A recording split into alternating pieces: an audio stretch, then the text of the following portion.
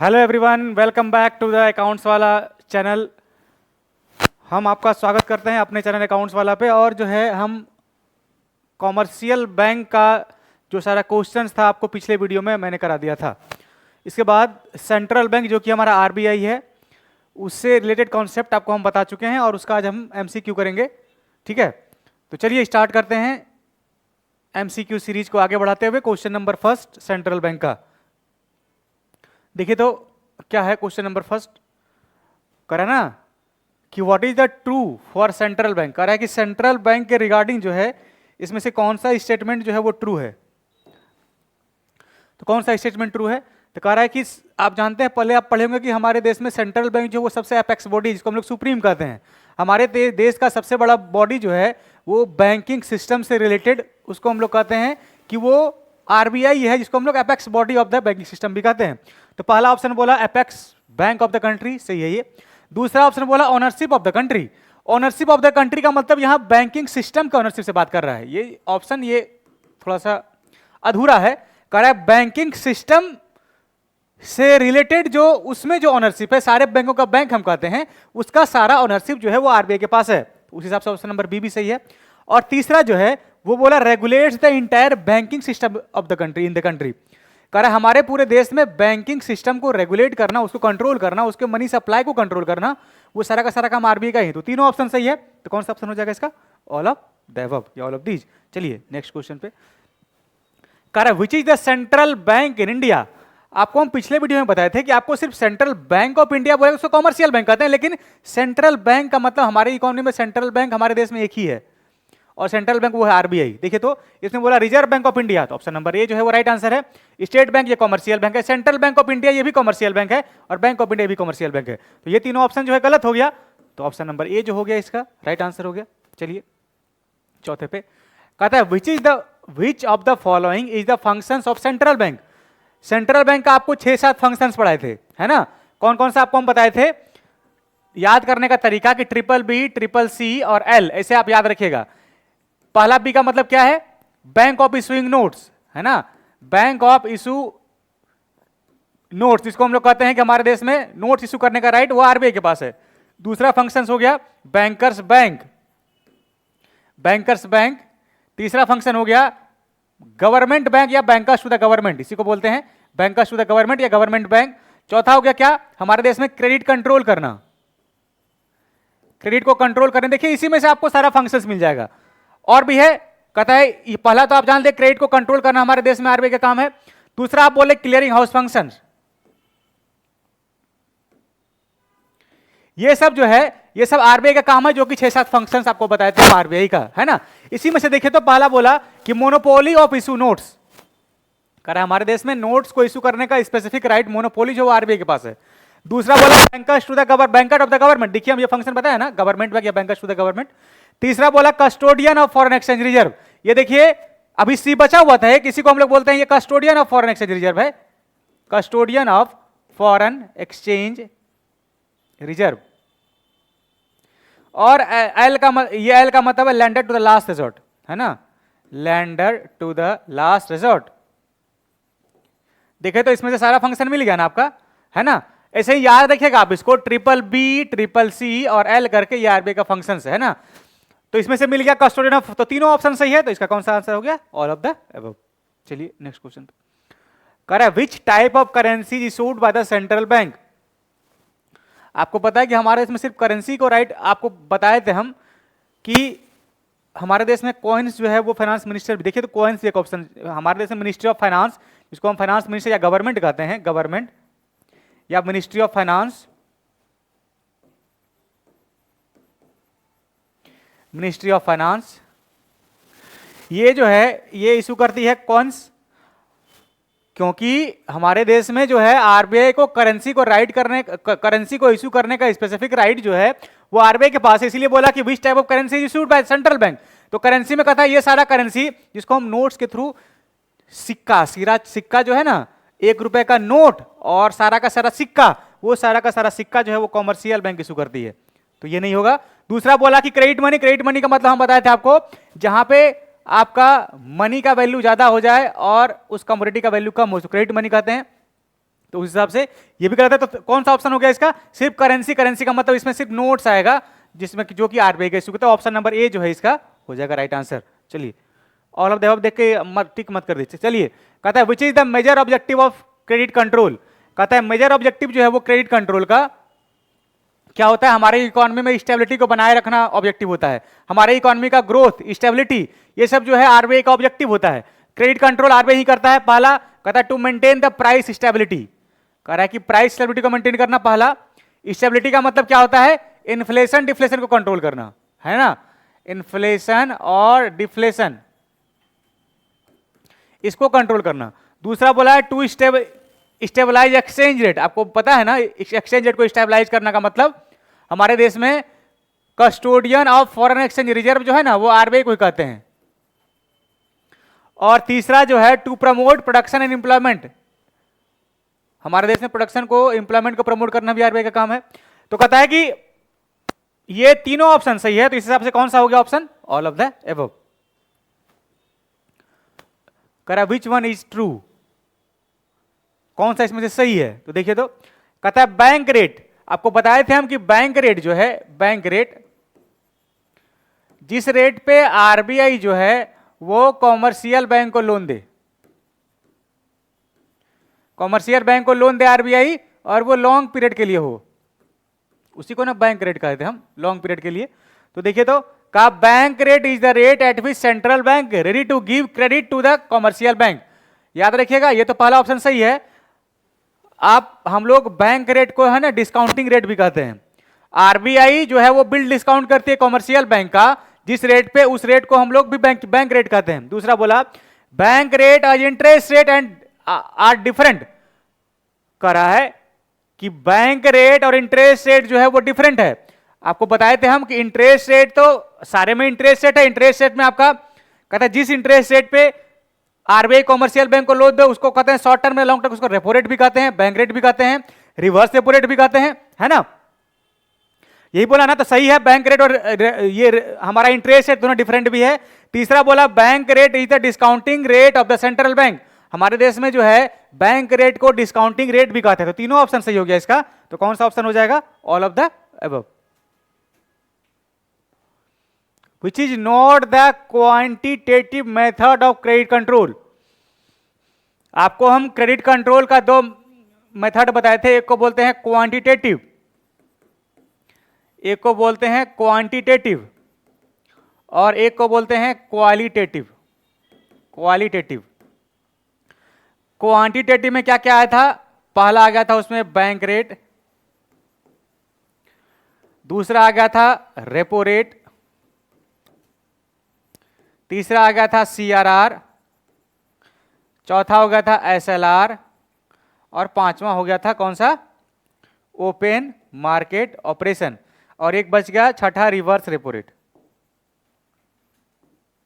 Reverse repo rate ये हो गया आपका क्वांटिटेटिव। पूछा आपको कौन सा इसमें से कौन नहीं है। और क्वालिटेटिव में क्या आ गया? पहला आ गया मोरल सुएशन, दूसरा आ गया रेशनिंग ऑफ क्रेडिट, या इसी को बोलते हैं क्रेडिट रेशनिंग, और तीसरा आ गया मार्जिन रिक्वायरमेंट। तो कौन सा नहीं है? देखिए बैंक रेट जो है ये तो है क्वांटिटेटिव मेथड, तो ये है। आपको पूछा है कौन सा नहीं है, तो ये गलत हो गया उस हिसाब से। दूसरा बोला मोरल सुएशन, देखिए तो क्वांटिटेटिव में है कहीं मोरल सुएशन? नहीं है, वो है क्वालिटेटिव में। तो इसका मतलब मोरल सुएशन सही आंसर हो जाएगा, वो क्वालिटेटिव है। तो ऑप्शन नंबर बी हो जाएगा राइट आंसर। तीसरा बोला ओपन मार्केट ऑपरेशन, ये भी देखिए तो ओपन मार्केट ऑपरेशन ओएमओ जो है वो क्वांटिटेटिव मेथड का है। सीआरआर भी है, देखिए सीआरआर वो भी क्वांटिटेटिव। तो ऑप्शन नंबर बी उस हिसाब से क्या हो जाएगा? ऑप्शन नंबर बी हो जाएगा हमारा राइट आंसर। कहता every bank is required to maintain a fix percentage of its asset in the form of cash is called. याद रखिएगा ये थोड़ा सा क्लियर नहीं कर रहा है क्वेश्चन। यहां पे आपको बताए थे हम जब सीआरआर और एसएलआर, कहता है दोनों में जो है सीआरआर में क्या होता है, अपना फिक्स परसेंटेज जो है कॉमर्शियल बैंक को वो आरबीआई के पास रखना होता है ना, इन द फॉर्म ऑफ कैश, तो उसको कहते हैं कैश रिजर्व रेशियो। और कहता है एसएलआर में इसमें भी फिक्स परसेंटेज रखना होता है, फिक्स परसेंटेज, लेकिन वो फिक्स परसेंटेज जो है वो लिक्विड एसेट्स में होता है और वो खुद के पास रखता है, देमसेल्फ कहता है वो अपने पास रखता है सारे कॉमर्शियल बैंकों के पास, और वो फिक्स परसेंट जो है वो लिक्विड एसेट्स में होता है, लिक्विड एसेट्स में। तो इसमें लिक्विड एसेट्स में क्या क्या आ सकता है, कहता है कैश भी हो सकता है, इसमें आपका गोल्ड भी हो सकता है, और इसमें सिक्योरिटी भी हो सकता है, शेयर भी हो सकता है, तो तीनों आ जाएगा इसमें। अब यहां क्लियर नहीं किया, कहा कि every bank is required to maintain, कहता है every bank required to maintain का मतलब कॉमर्शियल बैंक को अपने पास मेंटेन करना होता है और इन द फॉर्म ऑफ कैश। तो उस हिसाब से ऑप्शन जो है यहां पे स्टैट्यूटरी लिक्विडिटी रेशियो होना चाहिए। अगर ये बोलता आरबीआई के पास रखना होता तो वहां पे हम सीआरआर को टिक करते। अब देखिए आपको ऑप्शन में बोथ भी दिया हुआ है, तो कहा यहां पे कि एवरी बैंक, कि आप एवरी बैंक को मतलब अपने खुद के पास बैंक, कॉमर्शियल बैंकों को खुद के पास, every bank maintain to required fix percentage. तो हिसाब से आंसर जो होगा कौन सा हो जाएगा इसका, एसएलआर, स्टैट्यूटरी लिक्विडिटी रेशियो। इसमें भी कैश के रूप में रखता है लेकिन अपने पास नहीं रखता है, वो आरबीआई के पास रखता है ना। ये टिक नहीं करेंगे हम, तो ऑप्शन नंबर बी जो हो गया इसका राइट आंसर हो गया। आप बोथ देख के मत मार दीजिएगा इसका। चलिए 10 कहता है reserve bank of India was established in, RBI का जो स्थापना हुआ था वो 1935 में हुआ था। कहता है 1935 में जो है आरबीआई का एस्टैब्लिशमेंट हुआ था, एस्टैब्लिशमेंट। अगर पूछे कि आरबीआई का नेशनलाइजेशन कब हुआ था, 1949 में आरबीआई का नेशनलाइज किया गया था, कि हमारा बन गया था कि आरबीआई जो है नेशनलाइज जो है। और इसका एक्ट के बारे में पूछे 1934 में इसका एक्ट पास हुआ था, आरबीआई एक्ट। तो ये हो गया एस्टैब्लिशमेंट, ये हो गया नेशनलाइजेशन। तो आरबीआई से रिलेटेड आपको जो भी क्वेश्चन पूछा जाए तो पूछा कि कब एस्टैब्लिश हुआ था, तो 1935 में एस्टैब्लिश हुआ था। ठीक है, चलिए नेक्स्ट क्वेश्चन पे।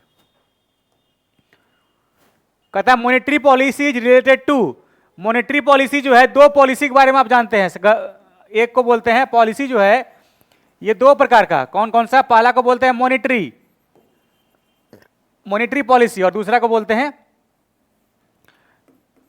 मॉनेटरी, राइटिंग थोड़ा सा मैनेज कीजिएगा, मॉनेटरी, और दूसरा जो है वो फिस्कल। कहता है मॉनेटरी पॉलिसी जो है वो आरबीआई के द्वारा इशू किया जाता है ना, और इसका आरबीआई जो इशू करता है इसके पीछे ऑब्जेक्टिव होता है हमारी इकोनॉमी का ग्रोथ और स्टेबिलिटी। और फिस्कल पॉलिसी जो है ये गवर्नमेंट के द्वारा इशू किया जाता है ना, और इसका भी मोटिव यही होता है कि हमारे इकोनॉमी में ग्रोथ और स्टेबिलिटी को बनाए रखना। ठीक है, तो पूछा क्या कि अब देखिए इस आगे कहता है कि फिस्कल पॉलिसी जो है और मॉनेटरी पॉलिसी, मॉनेटरी पॉलिसी में कहता है कि इसमें जो आप मेथड पढ़े ना, क्वांटिटेटिव और क्वालिटेटिव, ये दोनों मेथड, क्वालिटेटिव, ये दोनों मेथड जो है मॉनेटरी पॉलिसी में आता है।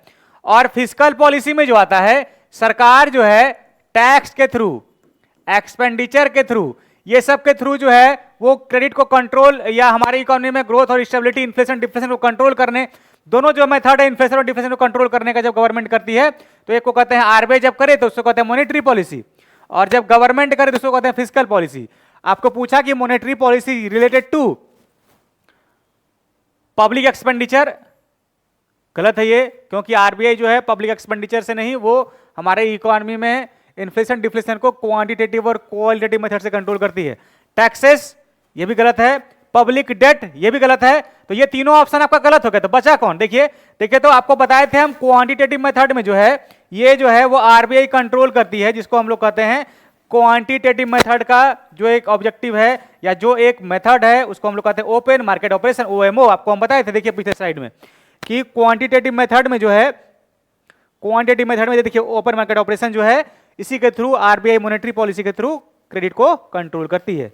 ठीक है, तो कौन सा उसका ऑप्शन हो जाएगा, इसका ऑप्शन नंबर डी इसका राइट आंसर हो जाएगा। ठीक है, अगर उसको फिस्कल पॉलिसी पूछता आपको तो ये तीनों हो जाता आंसर, तो ऑप्शन नंबर डी जो है इसका राइट आंसर होगा। चलिए नेक्स्ट क्वेश्चन पे 12 पे कहता है which of the following issue paper currency in the country, हमारे देश में पेपर करेंसी जो है वो सेंट्रल बैंक के द्वारा ही जारी किया जाता है, except 1 rupee note. 1 rupee note जो है मिनिस्ट्री ऑफ फाइनेंस इशू करती है और सारा कॉइन्स। ठीक है, तो ऑप्शन नंबर बी जो हो गया इसका राइट आंसर। चलिए क्वेश्चन नंबर 13 कहता है central bank control credit through, कह रहा है सेंट्रल बैंक जो है वो क्रेडिट को कंट्रोल कैसे करती है।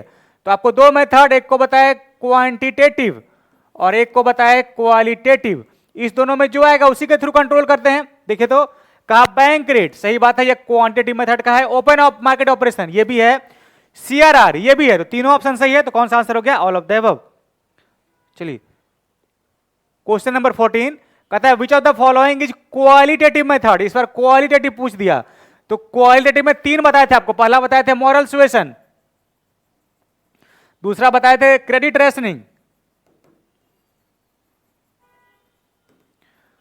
रेशनिंग, और नेक्स्ट बताए थे आपको हम मार्जिन रिक्वायरमेंट, है ना। मार्जिन रिक्वायरमेंट देखिए तो का वेरिएशन इज कैश रिजर्व नहीं है ये, क्योंकि सीआरआर जो है वो क्वांटिटेटिव का है। रिस्ट्रिक्शन ऑन कंज्यूमर क्रेडिट इसको छोड़िए अभी। ओपन मार्केट ऑपरेशन ये क्वांटिटेटिव है। वेरिएशन इन बैंक रेट ये भी क्वांटिटेटिव है। कहता है रिस्ट्रिक्शन ऑन कंज्यूमर क्रेडिट जो है ये क्वालिटेटिव मेथड है, क्योंकि कंज्यूमर का कोटा जिसको हम लोग कहते हैं, आप बोलते हैं कि क्रेडिट रेशनिंग के थ्रू एक कोटा फिक्स किया जाता है आरबीआई के द्वारा कॉमर्शियल बैंक को इंस्ट्रक्ट करके, उसी को हम लोग बोलते हैं कि वो क्या है? क्रेडिट रेशनिंग का हिस्सा है। तो ऑप्शन नंबर बी जो हो गया इसका राइट आंसर है। चलिए नेक्स्ट क्वेश्चन पे बोला the major objective of monetary policies. Monetary policy का मेजर ऑब्जेक्टिव होता है हमारे इकोनॉमी में स्टेबिलिटी को बनाए रखना, ग्रोथ को बनाए रखना, एम्प्लॉयमेंट को बनाए रखना, ये सब जो है हमारे इकोनॉमी में आरबीआई का ऑब्जेक्टिव होता है। कहता है increase in output and employment, पहला ऑप्शन सही है। Stability in foreign exchange rate ये भी सही है। प्राइस स्टेबिलिटी का मतलब इन्फ्लेशन डिफ्लेशन को कंट्रोल करना, तो तीनों ऑप्शन सही है। तो कौन सा हो गया? ये all of the above, all of these. चलिए 16 पे मनी सप्लाई को जो है हमारे देश में आरबीआई कंट्रोल करती है, सीधा है कि कहता है who regulates the money supply, तो आरबीआई है। चलिए 17 नंबर कहता है credit money is increased when CRR. आपको हम ये पहले भी बताए थे कि क्रेडिट मनी जो है, जो कॉमर्शियल बैंक पैसा कमाती है, वो तभी ज्यादा होगा जब जो है पब्लिक के बीच में कॉमर्शियल बैंक के द्वारा लोन ज्यादा बांटा जाएगा। और लोन ज्यादा बांटा जाएगा जिसका मतलब सीआरआर का मतलब रिजर्व जो है वो कम रखा जाएगा, सीआरआर एसएलआर, यही ना। दोनों के बीच इनवर्स रिलेशन होता है, आप याद रखिएगा। सीआरआर और क्रेडिट मनी के बीच जो है इनवर्स रिलेशन है ना, दोनों के बीच रिलेशन कैसा? इनवर्स। अगर हमारा सीआरआर बढ़ जाए तो हमारा जो है वो क्रेडिट मनी जो है वो घट जाएगा। आपको हम बताए थे ना ऐसे करके कि एक होता है लोन, एक होता है सीआरआर, और बाकी जो है ये राउंड में इसको बोलते हैं डिपॉजिट। आप बोलते हैं पब्लिक का डिपॉजिट आपको आया 1000, इसमें से आप सीआरआर रखे मान लेते हैं 10%, तो 100 रुपया रखे आप रिजर्व, और बाकी का 900 जो है 90% लोन के रूप में बांट दिए। अगर हम बोले आपको कि सीआरआर को बढ़ा दीजिए, 10 से बढ़ा के 20 कर दीजिए, तो 10 से बढ़ा के 20 कीजिएगा तो ये 20%, तो 1000 का 20% कितना होगा? ये 200। अब बाकी तो 800 ना बच जाएगा आपके पास। तो एक को बढ़ाइएगा दूसरा घट जाएगा, दूसरे को बढ़ाइएगा तो पहला घट जाएगा। तो कहता है कि जब आपका सीआरआर बढ़े तो आपके पास मनी क्रिएशन या क्रेडिट क्रिएशन, आप लोन ही देके पब्लिक को करते हैं, कॉमर्शियल बैंक के द्वारा लोन ही पब्लिक को दिया जाता है, उसी को बोलते हैं क्रेडिट क्रिएशन, उसी को बोलते हैं, उसी के through commercial bank money earn करती है, पैसा कमाती है। तो जब आपका क्रेडिट मनी इंक्रीज होगा तो सीआरआर जो है वो फॉल कर जाएगा, यही है इसका सही आंसर। चलिए नेक्स्ट क्वेश्चन पे कहता है who is the custodian of Indian banking system. Custodian of foreign exchange reserve कहते हैं इसको। कस्टोडियन ऑफ, यहाँ फॉरेन एक्सचेंज रिजर्व जो है वो छूट गया है, फॉरेन एक्सचेंज रिजर्व। कहता है हमारे देश में custodian of foreign exchange reserve जो है वो आरबीआई को ही कहा जाता है, ठीक है। चलिए the central bank can increase the availability of credit by, कह रहा है कि क्रेडिट का अवेलेबिलिटी ज्यादा तभी होगा जब आप अपने रेट को कम रखिएगा, रिजर्व को कम रखिएगा, यही ना। तो कहता है रेजिंग रेपो रेट। आप बताइए रेपो रेट को अगर आप बढ़ा दीजिएगा तो पब्लिक लोन लेना कम कर देगा ना, और पब्लिक अगर लोन लेना कम कर देगा तो पैसा कैसे कमाइएगा? पब्लिक को लोन देके बैंक पैसा कमाती है। तो बोला गया कि यहां पे अगर रेपो रेट को रेज कर दें, बढ़ा दें, राइज कर दें, तो नहीं हो पाएगा। आपको सेंट्रल बैंक पूछ रहा है अगर इंक्रीज करना चाहे अवेलेबिलिटी ऑफ क्रेडिट, तो ये गलत आंसर है। इसका मतलब ये घटाना चाहिए था इसको। दूसरा बोला रेजिंग रिवर्स रेपो रेट, ये भी गलत है। आपको हम बताए थे कि इन्फ्लेशन को कंट्रोल करने के लिए सारे रेट को बढ़ा दिया जाता है, तो इन्फ्लेशन कंट्रोल करने का मतलब ये है ना कि पब्लिक के पास पैसा ज्यादा है। यहां पे कह रहा है कि पब्लिक आपको क्या करना है कि अवेलेबिलिटी ऑफ क्रेडिट आपको बढ़ाना है, इसका मतलब पब्लिक के पास पैसा कम है, तो कम है तो आप लोन बांटिएगा तब ना पैसा कमाइएगा। तीसरा बोला कहता है बाइंग गवर्नमेंट सिक्योरिटी, ये जो है आपका सही आंसर है। गवर्नमेंट सिक्योरिटी को जब आप बाय कीजिएगा तो कोई ना कोई बेचेगा, और जब बेचेगा वो तो उसके पास पैसा चला जाएगा, पब्लिक के पास पैसा आएगा, तब ना आप पैसा कमाइएगा, आप लोन के रूप में पैसा दीजिएगा।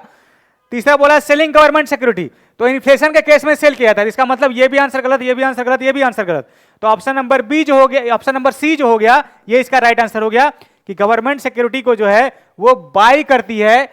अवेलेबिलिटी ऑफ क्रेडिट जो है, पब्लिक के पास पैसा जो है रहेगा, पब्लिक के पास पैसा पहुंचेगा आपके थ्रू, तभी आप पैसा कमा पाइएगा, है ना। तो इसको हम लोग बोलते हैं बाइंग गवर्नमेंट सिक्योरिटी। आपका सिक्योरिटी बाय करेगा, आप उस पर इंटरेस्ट चार्ज कीजिएगा, तो पब्लिक जो है आपको पैसा देगी, तो आप पैसा कमा पाइएगा। तो ऑप्शन नंबर सी हो गया इसका राइट आंसर। चलिए नेक्स्ट क्वेश्चन पे 20।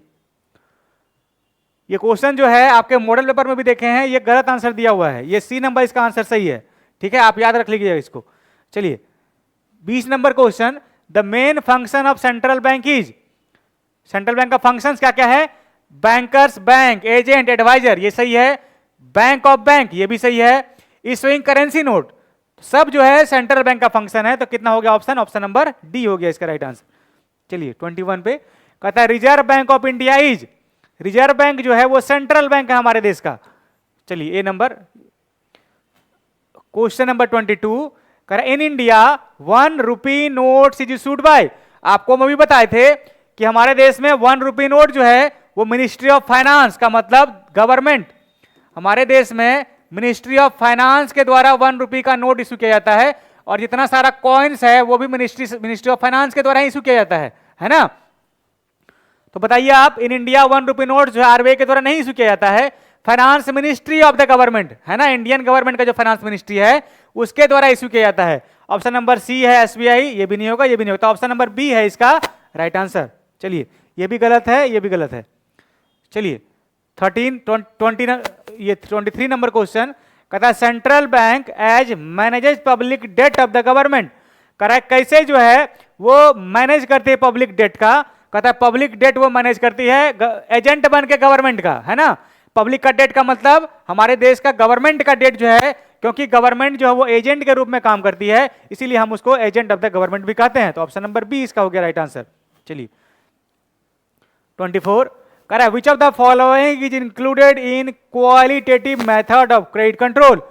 क्वालिटेटिव में 3, कौन कौन सा? मॉरल सुएशन, क्रेडिट रेशनिंग और मार्जिन रिक्वायरमेंट। तो देखिए तो मार्जिन रिक्वायरमेंट ऑफ लोन यही है, क्वालिटेटिव पहला मिल गया, रेशनिंग ऑफ क्रेडिट ये भी है, डायरेक्ट एक्शन जो है जिसको हम लोग कहते हैं मॉरल सुएशन, तो तीनों ऑप्शन सही है। तो कौन सा ऑप्शन हो गया इसका? All of these. चलिए 25 नंबर पे which of the following is not the function of central bank, कह रहा है सेंट्रल बैंक का कौन सा फंक्शन इसमें नहीं है, तो जो है उसको छोड़ के बाकी नहीं है। इशू ऑफ नोट्स ये है, क्रेडिट क्रिएशन ये नहीं है क्योंकि क्रेडिट कंट्रोल होता है, क्रेडिट क्रिएशन ये कॉमर्शियल बैंक का होता है, क्रेडिट क्रिएशन जो है वो कॉमर्शियल बैंक करता है, सेंट्रल बैंक नहीं करता है। ओपन मार्केट ऑपरेशन ये भी है, फिक्सेशन ऑफ बैंक रेट ये भी है। इसका मतलब बी ऑप्शन जो है वो राइट आंसर हो गया, क्योंकि ये नहीं के बारे में पूछ रहा है, और ये जो है आरबीआई का काम होता है क्रेडिट कंट्रोल करने का, क्रेडिट क्रिएशन जो है वो कॉमर्शियल बैंक के द्वारा किया था। ऑप्शन नंबर बी जो हो गया इसका राइट आंसर। चलिए क्वेश्चन नंबर 26। अच्छा क्वेश्चन जो है आपके आरबीआई चैप्टर से इतना ही सारा एमसीक्यू था, आप सारे क्वेश्चन को एक बार गो थ्रू होके इस वीडियो को देखिए और सारे क्वेश्चन को अच्छे से करके आप एग्जामिनेशन का प्रिपरेशन कीजिए, है ना। अगले वीडियो में हम लोग मिलेंगे जिसमें आपको aggregate demand, aggregate supply, inflationary gap, deflationary gap का सारा एमसीक्यू। उसके बाद इसको खत्म हो जाने के बाद हम आपका माइक्रो का भी अब थोड़ा ज़्यादा और वीडियो का फ्लो बढ़ाना पड़ेगा क्योंकि एग्जामिनेशन नज़दीक है आपका, और हम उसके बाद आपको सारे का एमसीक्यू साथ में आपका 2 नंबर का क्वेश्चन और 5 नंबर का क्वेश्चन भी करवाएंगे, है ना। तो चलिए तब तक इस वीडियो को आप देखिए, हम लोग मिलते हैं अगले वीडियो में। Thank you.